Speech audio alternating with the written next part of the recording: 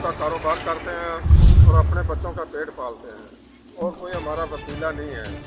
पहाड़ों में माल लेते हैं, पीढ़ी में फरोख्त करते हैं। किसी में 2000 बच गया, किसी में 4000 बच गया, किसी में 1000 बच गया, किसी में 2000 कट गया और अपनी पेट परस्ती करते हैं। ये माल मैंने कुत्ता कॉलोनी सुपर हाईवे से खरीदा था, शाहनवाज जतोई के बाड़े से। इसकी मलकियत तकरीबन 12,20,000 रुपया थी। राहत बाबू के बाड़े से माल खरीदा था और ले के सुबह 5:45 बजे ये DSP साहब का दफ्तर है, ये बैंक है अल हबीब जो कि सुपर थाना है, यहाँ पहुँचा हूँ। 6 आदमी मसला घुमाए असला अपनी गाड़ी में आए। उन्होंने आके हमारे को मारा पीटा, आगे हमारी गाड़ी के आगे रोक दी, मस्जिद के आगे खड़ी कर दी। ड्राइवर को खींचा और मेरे को गिरेबान से पकड़ के खींचा, अपनी गाड़ी में बिठाया और लेके पता नहीं कहाँ से घूम के जो मस्जिद वाला वो सीधा 8 नंबर पर गया। 2 आदमी मस्जिद लेके गए, 4 आदमी हमारे साथ थे। 2 आदमी असला लेके हमारे सर पे खड़े थे। एक ड्राइवर अपनी गाड़ी चला रहा था जिसका नंबर भी मेरे को याद है, 7907 नंबर है गाड़ी का, जिस गाड़ी में हमारे को लेके गए हैं। और घुमा फिरा के ले जाके जो कासम रोड की वो मेन रोड की चुरंगी है ना, वहाँ जंगल में ले जाके हमारे को उतार दिया। मैंने थाने में गया, अपनी FIR दर्ज कराई। दादा भाई मेरी गुजारिश है, पुलिस से गुजारिश है, शाकिर उमर से गुजारिश है और बड़ों से गुजारिश है कि हमारा और कोई वसीला नहीं है। हम खुदकशी करने के लिए मजबूर हैं, बच्चों का पेट पालते हैं और कोई रोजगारी कोई मजदूरी, बूढ़े आदमी है, मजदूरी हम नहीं कर सकते और ना हम किसी की तैयारी कर सकते हैं।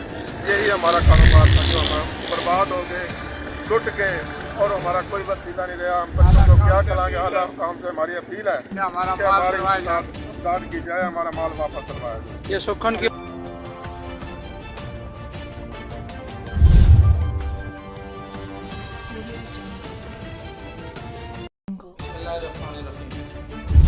आज DCFA की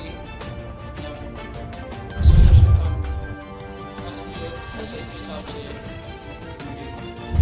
जो बेस कानून में वारदातें हो रही हैं, जो मामला हो रहे हैं, उस पर बहुत हाई लेवल की जो मीटिंग हुई और बहुत अच्छी बात है, जिस पे SSP साहब ने फील्ड फोर्स थाने को 35 नए पुलिस की जो नफरी बढ़ा दी, उनको मोटरसाइकिल देने लगा गया और बेस कानून के जो भारतीय रास्ते हैं उन पर जो फील्ड फोर्स सिक्योरिटी ऑर्डर कर दिए।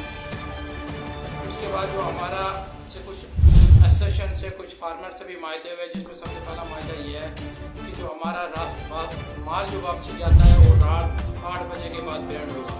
जिस फार्मर ने भी पंजाब जैसे बेचनी है, सिंध बेचनी है, वो दिन को बेच सकता है, रात 8 बजे के बाद इस पर पाबंदी होगी। अगर कोई फार्मर इस पर अमल नहीं करेगा तो उस पर कानूनी कार्रवाई की जाएगी। उसके बाद डेटा कलेक्ट की बात हुई। जो हमारी लेबर है, जो यहाँ लोग काम करते हैं, उनका सारा जो है जो फार्मर है उनका डेटा कलेक्ट होगा, जिससे कम से कम ये पता चलेगा कि क्राइम कौन है, मुजरम कौन है और कौन ये मामला कर रहे हैं। तीसरे नंबर पर जो बात की गई वो कैमरा लगाने की बात की। हमने इस पर इत्फाक किया, दोनों एसोसिएशन मौजूद थी। हमने इस बात पर पुलिस से SSP साहब से मायदा किया कि पूरी कॉलोनी में जो कैमरे लगेंगे उसका बजट बनाया जाए, तो कैमरे लगाए जाएँ। तो इलाकाई माज़ीन की निगरानी में एक टीम बनाई जाएगी, एसोसिएशन की निगरानी में एक टीम बनाई जाएगी ताकि पूरी कॉलोनी में कैमरे लग जाएँ, जिससे ये मामला कंट्रोल हो। क्योंकि रोज़ बेचें जा रही हैं, आज कल 7 बजे से 8 आपने सुना होगा छीन गए, आज रात को 16 बजे से अजीम साहब की चली गई है 12 नंबर से।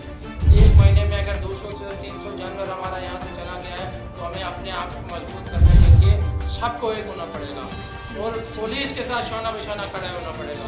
जब हम खुद सही हो जाएंगे, हम खुद मजबूत हो जाएंगे, जब सारे मामला हम अपने खुद देखेंगे और पुलिस हमारे साथ मिलकर कार्रवाई करेगी तो जराइम खत्म हो गए। मैं उम्मीद करता हूँ कि सारे फार्मर इस बात को फॉलो करेंगे और इंशाअल्लाह ताला हम इनसे अपने मामला छुड़वाएंगे और इस कानून